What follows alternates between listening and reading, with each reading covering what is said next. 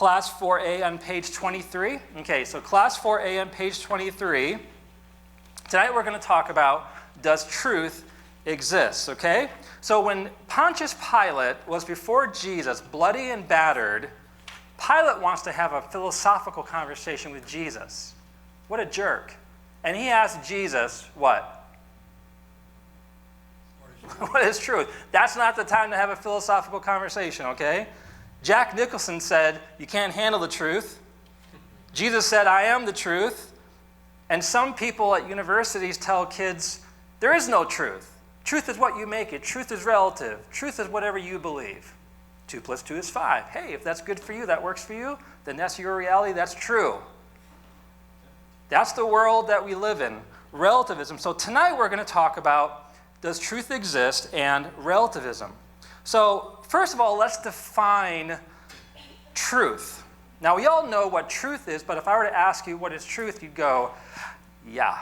Okay, truth. What is truth? Well, number one, truth is anything that corresponds to a reality. So if I said, hey, there's Santa Claus, you'd say, no, there's no Santa Claus there. It doesn't correspond with reality. If I say, hey, Dad, your fly's down. And his fly is down.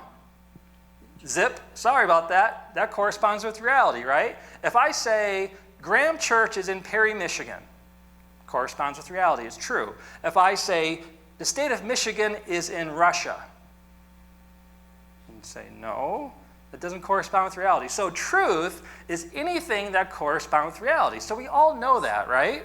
So if your son says, I'm doing awesome in school, and he comes home with all Fs, we know that's not true. It doesn't correspond with reality, right? So truth is anything that corresponds with reality. Another way of saying it, number two, it is the way you say it is. It's true. So if I say Graham Church is in Perry, Michigan, that is the way I say it is. It's true. If I say, President George W. Bush is the president of the United States, you say, no, he was, but he's... So if it is the way I say it is, it's true. Now, sometimes... Look familiar? Sometimes when we talk about subjective truth or objective truth, we kind of get confused. What's the deal between subjective, relative truth and objective truth? So last year I was at Rite Aid, and I was at the counter, and I looked at the magazine cover, and I said, wow. Now that's an example of subjective truth personified on a magazine cover. Why? Why can Bruce Jenner, Macho Man, Olympian, I remember watching him as a kid, right? Macho Man running the marathons and all that. So look at the cover. Transforming from male to female, Bruce Jenner, he's finally happy. So why can a man become a woman? Because he's finally happy. That's a perfect example of what subjective or relative truth means. Okay? I, the subject, I am the center, I determine what's true. So back a long time ago, right? You can't turn into a woman, you're a dude. You can't do that. I mean, there was a sense that there was an objective standard of right and wrong, that God existed, that God is the determiner of what is true. There's a fixed object in the universe called God. And because God is a fixed object of reality, that God has determined male and female, God has determined marriage, God has created genders, God has created marriage, that there's an object, there's a center, there's a reality of something that is determining what is true. So now that God is out of the picture, the Word of God is out of the picture, the only one left to determine what's right and wrong is yourself.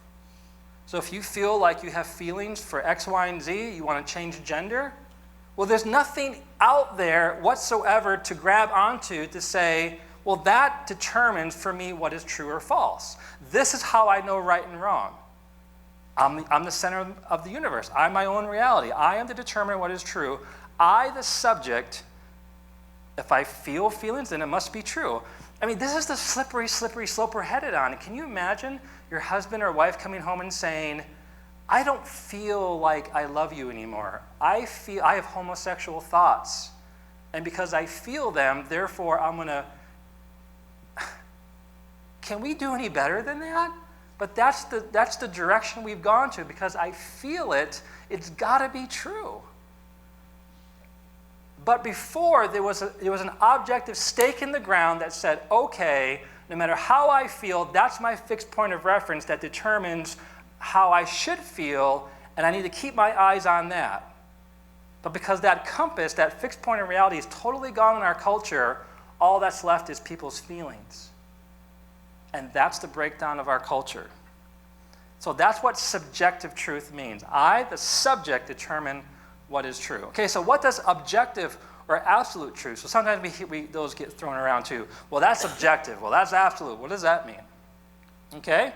This is kind of technical a little bit, but does the object or thing I'm perceiving correspond to reality? Okay?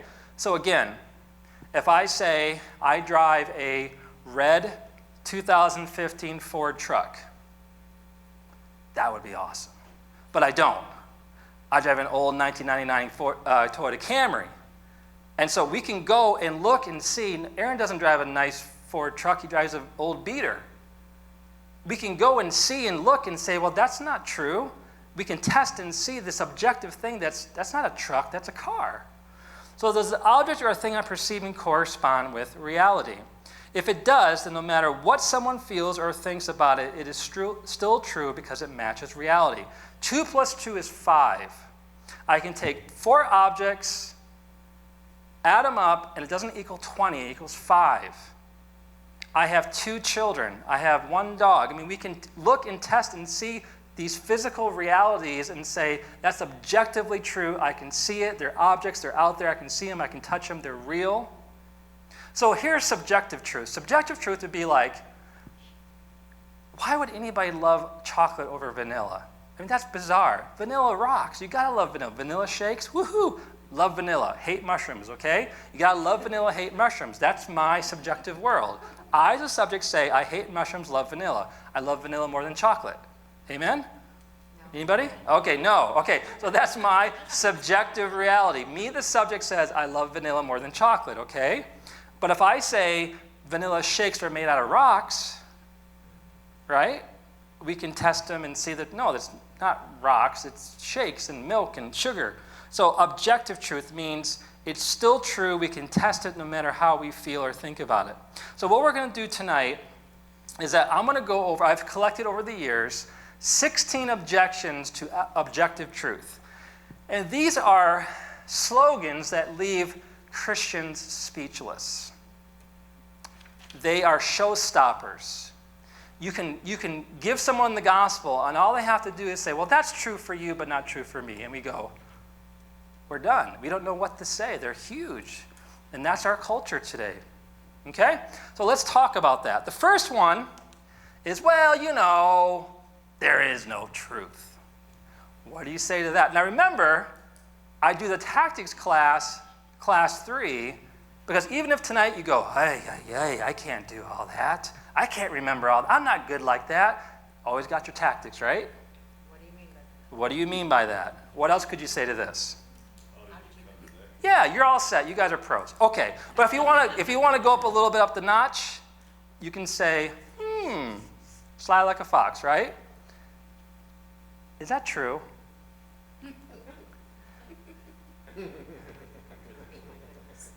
That's right, Young. It is a contradiction. See, what happens is that people feel so pompous when they say these things. Well, there is no truth.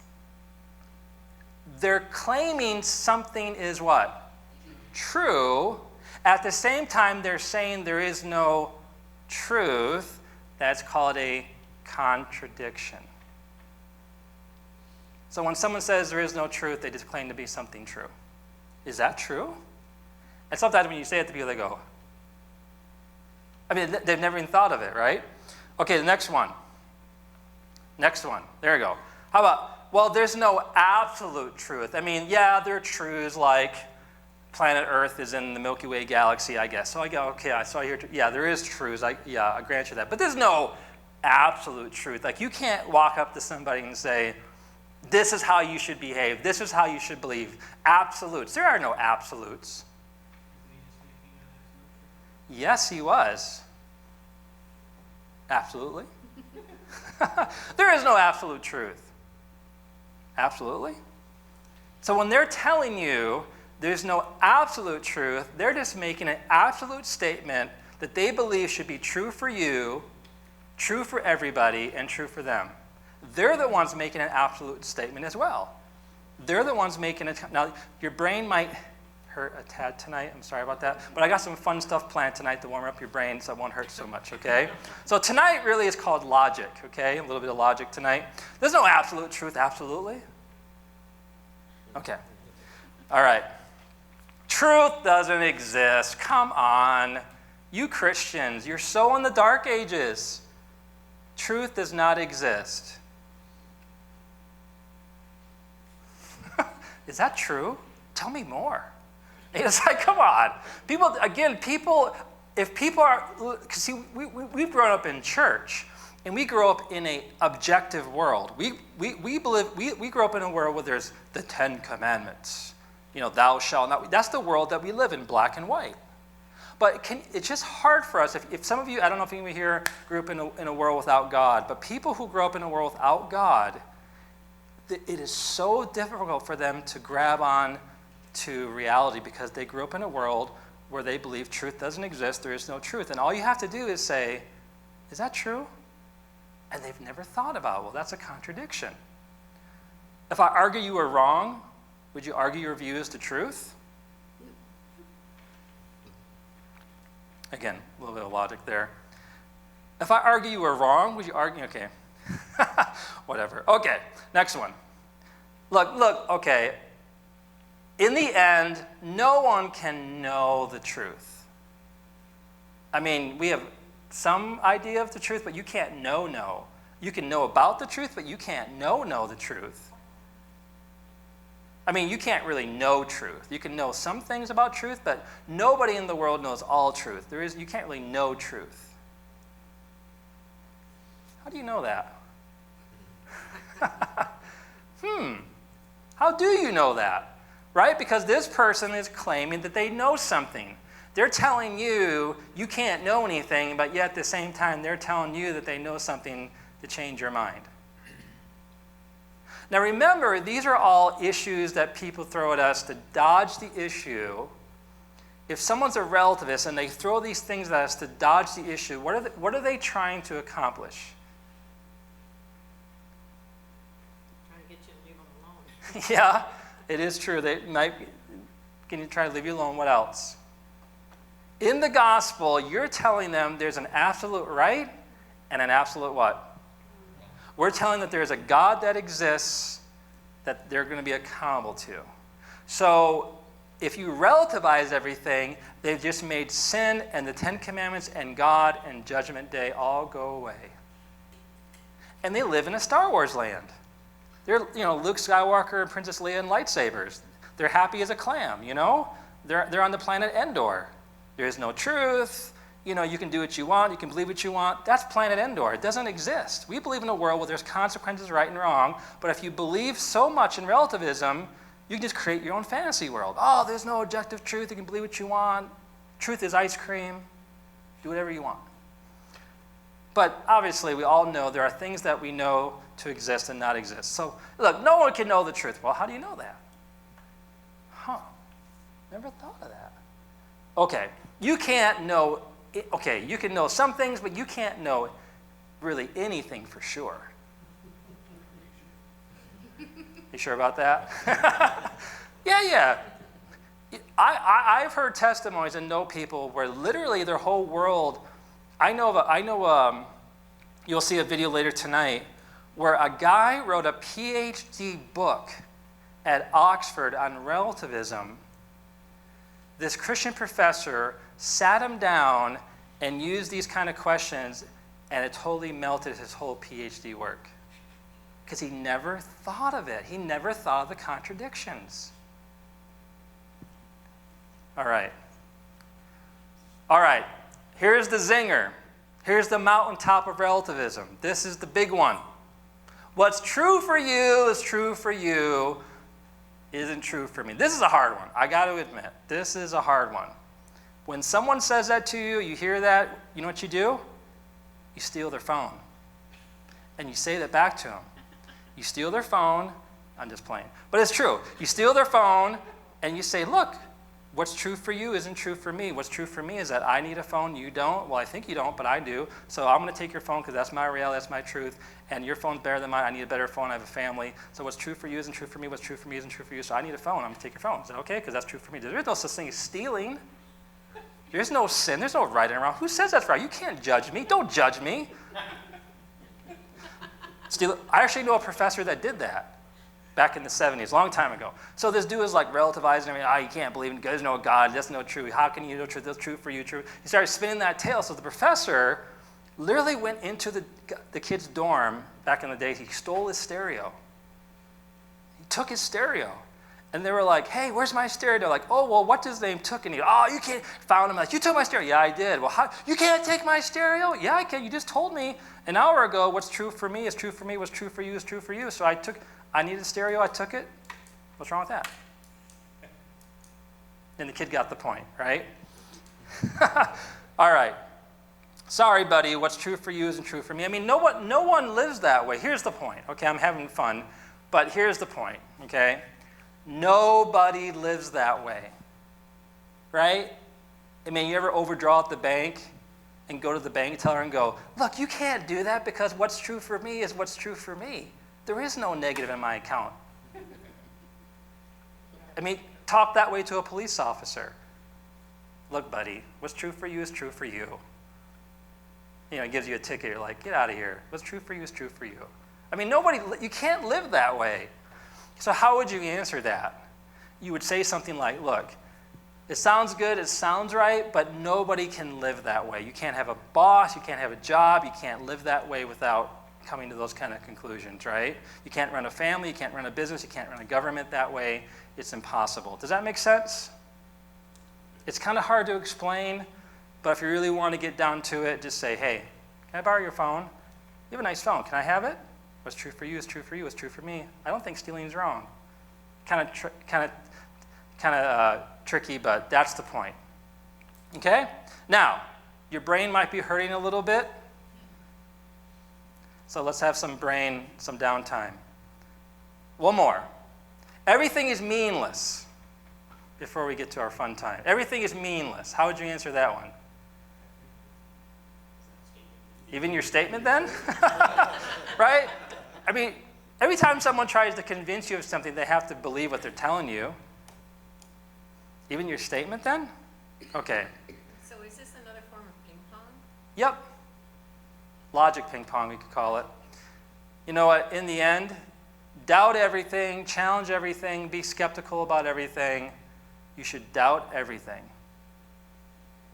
Even your statement? Even your statement? Because if the person's telling you to doubt everything, then why in the world would I believe you? It sounds like those witnessing clips. Yeah, that's right. Okay. Let's see what we got. I am here with Super Bowl champion Peyton Manning and NBA Hall of Famer Magic Johnson right here. They are about to face off in a game of egg Russian roulette. Now here's how it works. In my hand, I have a dozen eggs. 8 of them have been hard-boiled. 4 of them are still raw. You two will take turns selecting 1 egg at a time and smashing it on the top of your head. You won't know which eggs are raw and which are hard-boiled. Once you choose an egg, you must smash that egg on your head, no putbacks. First one to smash 2 raw eggs on their head loses. Peyton, since you're the champion. Once you go first, choose your first egg. Oh my goodness. Sure? How's it feel? Are you confident? I had dreams growing up that I would maybe have a chance to play Magic one-on-one someday. I never thought this is it. This Russian egg dreams roulette. This dreams come true. Good to see you, buddy.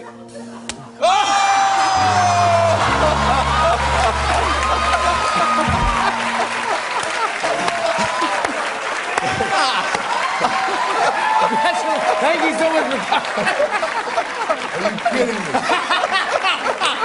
Oh my God. Well, that's all the time we have. We'll be... Yeah, no problem, buddy. Yeah, no. Magic. No. He can't go back to the NFL. They're gonna kill him They're now. gonna kill him now. All right. Oh my Hayden, I can't believe it. goodness. Oh my Feeling confident? goodness. Feeling confident? I'm feeling, I don't know.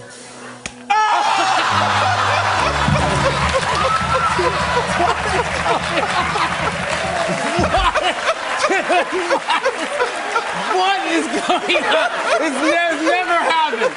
This has never happened in the history of the game. I can't even believe that this is real right now. Oh my gosh. Thanks a lot. Yeah, I'm so happy. Thanks for coming here. The next raw egg Oh my goodness. loses. Choose your egg wisely. Oh my God. Oh my Oh goodness. no. Are you feeling good? We won the Super Bowl. I know, no, you're winners. Won the You game. are champions. You are champions. Not what's supposed to be No. happening. Please let it be yours. Oh my gosh. Oh. What's going on over there? You good. Magic. Not looking good for you, man. You let me down, bro. Sorry. Not looking good, man. Oh my. Okay. Abracadabra. Yeah. Let's go to the end. Let's go to the end. Okay, here you go. That's a blow. Oh. You felt confident in that one. Ooh, the odds are not in your favor, Mr. Manning. Choose wisely. I know.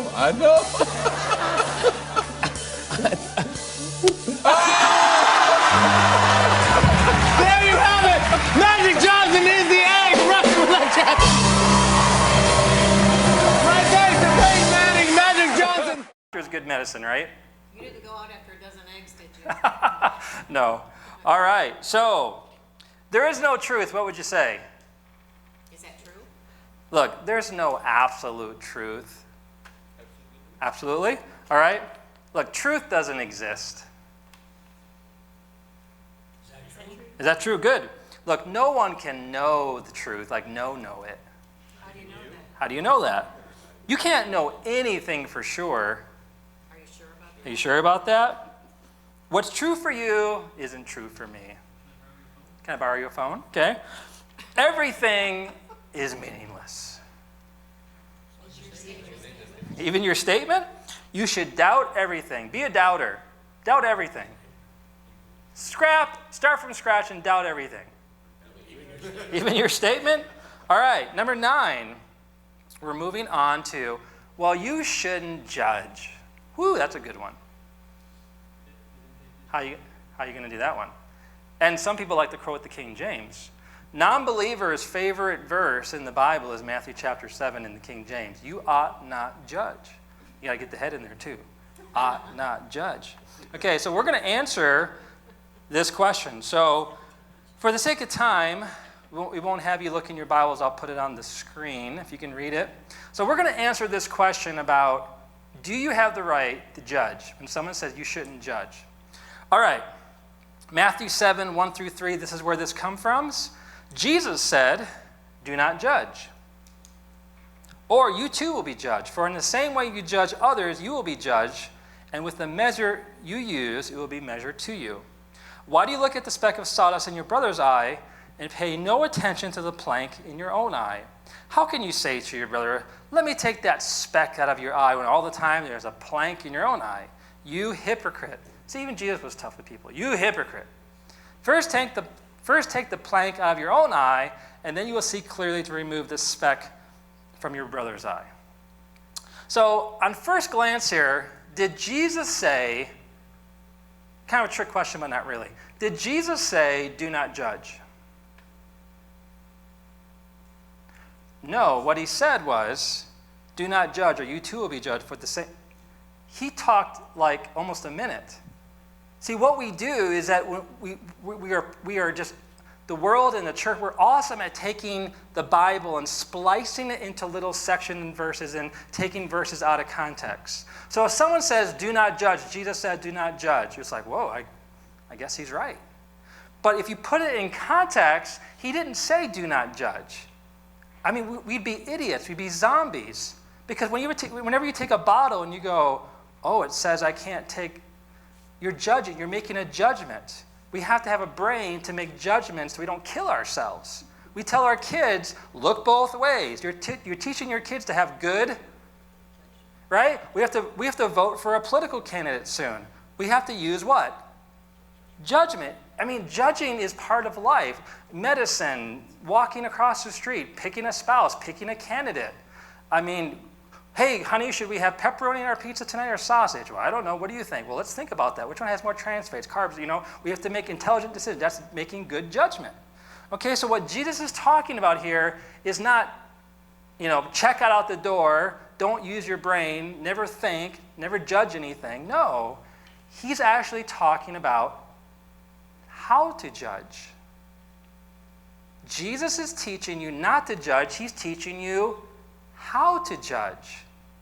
Because at the end of the verse, he says, look, before you can, Jesus is using funny language here, right? Specks and planks sticking out of people's eyes. It's kind of funny, actually, right? So if you have a plank in your eye, it's like, whoa, look out, you can't even, you're going to hit somebody you can't even see. But when you get a piece of sawdust after, guys, right, you saw and you get that sawdust in your eye. It's like, come here, let me get that out, right? Before you can help somebody else, you got to be able to see clearly before you can help somebody else. So at the end, Jesus says, you hypocrite, first take the plank out of your own eye, and then you will see clearly to remove the speck from your brother's eye. So he is teaching that you can judge, you can help somebody, you can help somebody see their flaws. But what Jesus is talking about is you better make sure that you don't have the same problem. Stop yelling. Well, you stop yelling. You stop yelling. You're so impatient. You're impatient. Right? How can you help somebody with impatience and yelling when you have problems with patience and yelling? You get the point? Jesus is teaching people how to judge, not so much not to judge. Judging is part of life. We all have to judge. So when someone says you shouldn't judge, well, I got a question for you. Why are you judging me right now? So when someone says you shouldn't judge, they're making a judgment. They're the one judging. Now, that's not a bad thing. Judging people is not a bad thing. You judged your wife or your husband. Are they going to be a good husband? Are they going to have kids? Do they snore? I mean, do they want to? It's like we can make judgments all the time, good and bad. Okay, but when someone says you shouldn't judge, they're the one making a what? So you can say, well, why are you judging me right now? Because you're the one making the judgment. All right, here's a showstopper. Christians shouldn't judge. Okay, class, let's use our brains on this one. Someone says, you hypocrites, you shouldn't judge. Yeah, and good. Are they making a judgment about you? Are they making a judgment about Christians? Are they standing in God's place telling you what to do? They are. That's a judgment. You say, okay, I hear what you're saying, but let me ask you a question. Is that a judgment? It is. Look at John 7:24. Jesus told the Pharisees, stop judging by mere appearances, but instead judge correctly. Yeah, we make judgments all the time that we're wrong, right? When you met me and I met you, we had judgments about each other. That's just normal human nature, but stop judging by mere appearance, but learn to judge correctly. Okay? How about this one? There's no truth in anything but science. Gotta love science. Science is the supreme thing in the universe, Well, this is a kind of a tough one, but let's talk about this one. Can you scientifically prove that? Okay, there's no truth in anything but science. Well, can you scientifically prove that? Okay, there it is. Boom! I saw that idea. I got it. I got that idea. Okay, we're going to put that idea in the test tube, and we're going to analyze it. There's that idea. I see it. Yep. It says it right there. There's no truth in anything but science. I see it right there. Okay? Science, remember, can only test and observe physical things, right? This is a statement. This is an idea. This is a philosophical claim. You see the contradiction here? They're telling you there's no truth in anything but science, but they're using an idea, a philosophical claim, to debunk their own idea. Am I making sense? Okay. It's okay if you didn't grab all these tonight. It's okay. Christians shouldn't put your views on others. That's a big one, right? Christians shouldn't push their views on others. What in the world would you say to that? So it's okay for you to push your view on me? Yeah, then why are you pushing your views on me right now? See, what's happening is that people do the same thing that they don't want us to do, but they don't see it. So if you do it nicely and gently, and you're trying to help people, now if you got your hands on your hips and you're like, then maybe it won't go somewhere. But if you're trying to do it graciously and help people, then these are not just funny slogans. These are actually things that really help people. Because again, people live in these Star Wars realities, some people, that they've never been challenged to really consider that their relativistic view of reality is false. Okay? And I think there's a couple 100,000 people in colleges all around the world that believe this stuff, and it matters, okay? Question. Yes, sir. If that be the case, Yes. wouldn't they come back with, now you're calling me a Christian, and then you go off on another tangent? Calling me a Christian? If that comment comes up. What's that? This one? If they say Christians shouldn't push their views on others, and you say, then why are you pushing your views on me? In a sense, you're calling them a Christian. And they could rebut that. Has that ever happened? So help me understand. I don't see where I'm calling them a Christian. Because I just said Christian. So this could be, let's say this is atheist, Mr. Atheist, okay? He's Mr. Atheist, and he's trying to shut me down. He's trying to make me look stupid. Okay. So he says, Christians shouldn't push their views on others. So he's an atheist, he's an agnostic, he's a skeptic, he's a humanist. He's angry at religious people. He's trying to shut me down by telling me that I shouldn't push my views on others. Christians, Because you're a Christian. right, so he's putting his view on me, which is that I shouldn't push my views, which in fact he's the one pushing his view on me. Okay. He's not a Christian, so he can do that. That's what he's trying to say. Yeah. So what? Yeah. Again, and what they're, yeah, a little bit tricky here. I understand, but again, this matters because again, when people say these things to you and you hear them on the news and you hear them from teenagers and millennials, if you go, it's game over, right? There's no gospel presentation there because they just shut you down. So this stuff does matter. Okay. All right, whatever you believe is true. Okay, I'm not going to tell you what to believe. Believe anything you want. Whatever you believe is true. Can I tell you a fun story? Okay, all right. Fun story. Okay, so I wasn't convinced. I'll tell you anyway. Okay, so there was a seminary student that had to do a project to investigate other denominations other than his own. So he chose the most liberal denomination there is, the Unitarian Universalist Church. I mean, they baptize dogs and pray for their pets and marry dolphins. I mean, anything goes, okay? So he called the church, said, "Kate, pastor, can I come and just watch your service?" He said, "Yes." So on his way out, the pastor shook his hand. "Thank you very much for coming, young man. What'd you think of the service? What'd you think of the message?" And the young seminary student goes, "I don't want to offend you. I really don't want to say." And the pastor goes, "Look, you heard my message.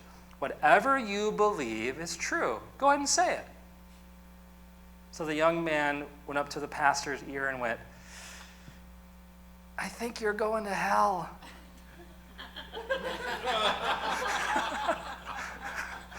That's a made-up story, but you get the point, right? Just because you believe something or say something doesn't make it what? I'm a fairy, come on. Just because you believe something doesn't make it true, right?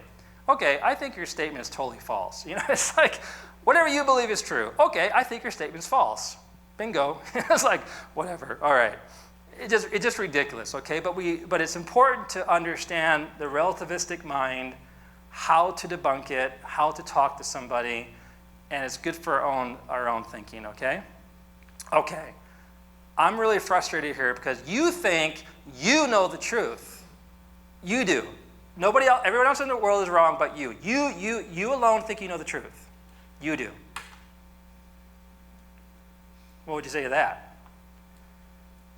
I do. Do you think you know the truth?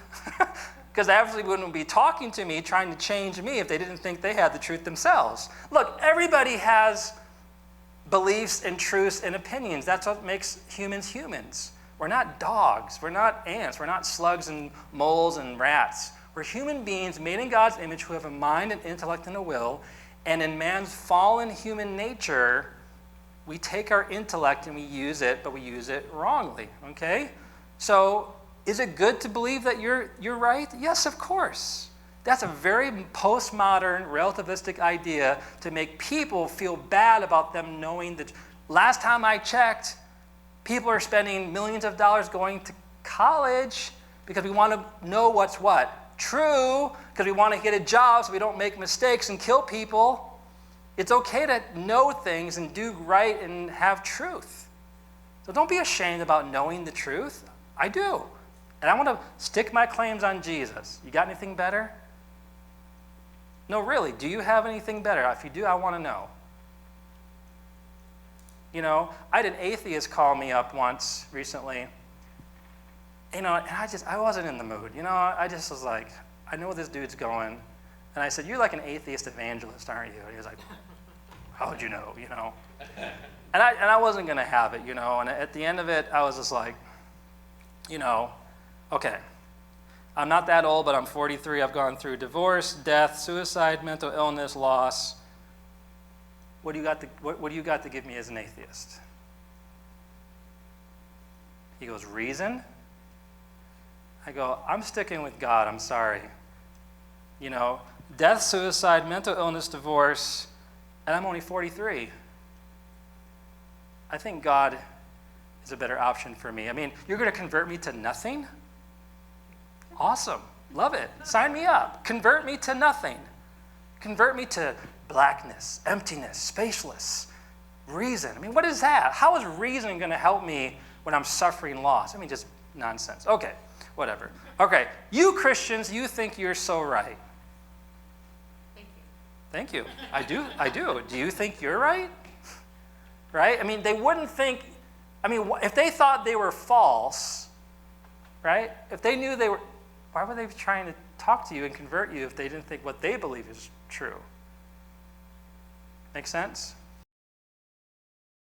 I get a lot of material. I read the Bible a lot, and I was reading. Somebody gonna have to back me up on this. So you're gonna think I made it up for the sake of the joke. How many people know Jesus had a little brother? Right. Anybody know his name? What's his name? James. I was reading that. I was like, wow. How much pressure was that?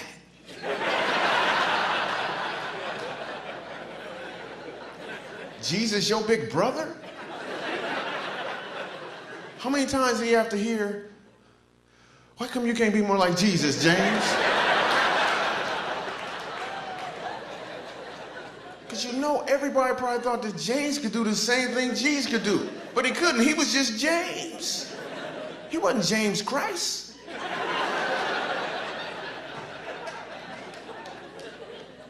Remember the wedding banquet? Right? Jesus turned water into wine. Right? It was delicious. Everybody was amazed by it. Right? But this is a little side note. What you might not know is what they used, right?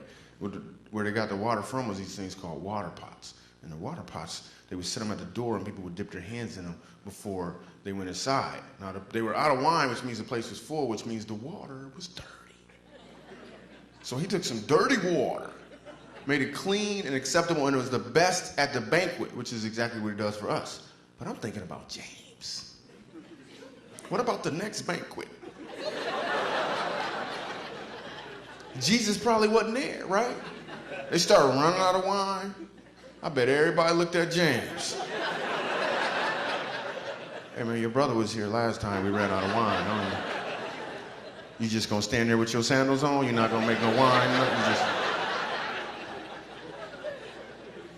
And you know how little brothers are. I'm sure everywhere Jesus went, James followed him. That's what little brothers do. If Jesus went there, so did James. I bet one time, James almost drowned.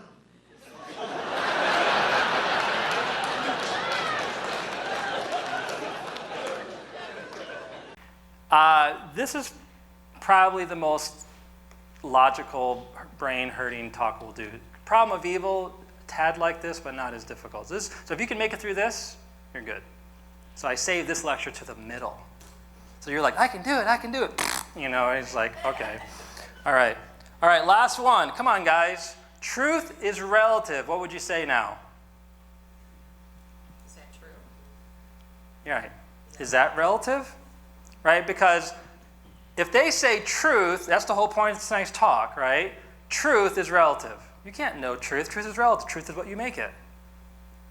So if truth is relative, they believe that that statement is what? True. They think it should be true for you, true for them, true for the world. Truth is relative. But if they're claiming something to be true and absolute, but they say it's relative, then that's a contradiction. So, is that relative? Okay. Well, let's conclude tonight with, does truth exist? Yes. If we say no, we just made a what? Yes, that's right. We made a truth claim. So you get the point. Okay, you got it? Does truth exist? Yes. Well, don't let anybody tell you it doesn't, because if they say they do, they just made a truth claim. Okay. Yes, it does exist. So here's the point. Where do we find ultimate truth? Meaning of life, moral values, right? I mean, this is where it gets really serious. Like, can I marry my dog or not? Can I marry 3 women? Can I marry a man? I mean, where do I find objective morals in the universe? Where do I find meaning in life? I mean, if truth exists, where do I find truth? That's a great question. That's what Pontius Pilate asked Jesus. So what we're going to do right now real quick is that, since I'm going to ask you guys to draw a little chart, see that whole space on the right side of your notes there, all that empty space on page 25? I'm going to ask you to draw a little chart, okay? So we're going to go on a little truth quest. So have you ever had anybody tell you, okay, if you believe in God, just ask God to reveal himself to you and he will? We can do better than that, okay? We can do better than that, okay? Number 1, open your eyes. Hello, cardinals, sky, sun, water, food. God's screaming at you, I think. He exists! Get a clue, silly. Pray about it. Hello? God's everywhere, okay? But how do you find God? How do you know truth exists, okay? Truth Project, here we go. So, top of your chart that you're going to make, we're on the quest for truth, right? Does truth exist, okay? So when it comes to truth, the first thing you got to ask about ultimate truth is this. Is either there is a God, or there is no God, right? So if you ask the question, where did everything come from? Either the world made itself, or someone made the world. Either the world made itself, or someone made the world. You can't have it both ways. You can't. It's like being almost pregnant. You know, it's either you are or you aren't. So either the universe, time, space, and matter got here by a creator, or the universe created itself. So when you die, someone's going to be wrong. Because you can't have it both ways. Right? And by the way, it's not just atheists that don't believe in God. It's millions of people called Buddhists. The Buddha himself was not a believer in God. He denied the existence of God. I had such a hard time talking to Buddhists because they don't believe in God. Not all of them, but many of them don't. So this whole big question, does God exist? Okay, so let's just take this okay, so slow down. Okay, so let's say there's no God. So your little chart here, what does that mean? That all of life, life itself, the birds, the flowers, everything in life that exists is a what? It is not here on purpose, it's accidental. So if all of life is an accident, we exist. Oops. Sorry about that. Life exists. Oops. We're just here. Oops. Life is an oops. So if there's no God, the world created itself, we're here by accident, that means, follow the logic here, in my great handwriting, you're an accident. Your daughter's an accident. Your child's an accident. Your husband's an accident. Life is an accident. But that's not how humans, we can't, you will go mad. And people have gone mad when they realize there's nothing to the universe. They're just waiting to die. There is no meaning, there is no life, there is no God, there is no afterlife. They're just waiting to die. It becomes hopeless. You commit suicide. This is where this progression goes. Okay, if there's no God, life is an accident, you're an accident, everything's an accident. You're just playing cards on the Titanic while it's sinking. That's all life is. You're playing cards on the Titanic while it's going down. Good luck. That's life. That's the atheistic worldview. And so obviously if you're an accident, life's an accident, people are an accident, then there are no what? How would you say it? There's no meaning. You guys got it, right? No meaning to what? No meaning to life, okay? So this chart is an ironclad logical proposition to find truth. Start with God, and this is the progression you'll go. No God, life is an accident, you're an accident, there's no meaning to life. Good luck. Now, I think we can do better, okay? I won't give evidence for the existence of God. That's going to be in 2 weeks in our next class, so I won't talk about that tonight. Well, let's just assume God exists, okay? God exists. Like it, okay? I never was given arguments for the existence of God as a kid. I just saw nature, and it was like, yeah, there's a God. It just makes sense, okay? So there's a God, and if there's a God, then everything in life that man did not create, the birds, the sky, the fish, the food, all that stuff, right? That is here on what? By accident or what? It's on here on purpose. I mean, that's a really amazing way to live, to know that everything that you are taking care of, your child, yourself, the food you eat, your job, your health, everything is a gift of God that God created. Everything is here on purpose. That's pretty phenomenal, okay? But here's the problem on our quest for truth. Yay, there's a God. Thumbs up. Like him on Facebook. Yay, God. So it's like telling someone they have a mother, but never meeting their mother. I have a mother, check. But everybody wants to meet their what? Mother. I have a daddy. Lots of kids know they have a daddy, but they've never met their daddy, right? That's tough. That's hard, right? So you can only take this so far. There's a God. Because people want to know who this God what? Is God knowable? Is God personal? Can I know God? Okay, there's a God, check. But who cares? I want to know who this God is. Okay? So if there's a God, in Hinduism, I'll just put Hindu. In Buddhism, okay, and I'll put Islam down, okay, some of the great religions, okay?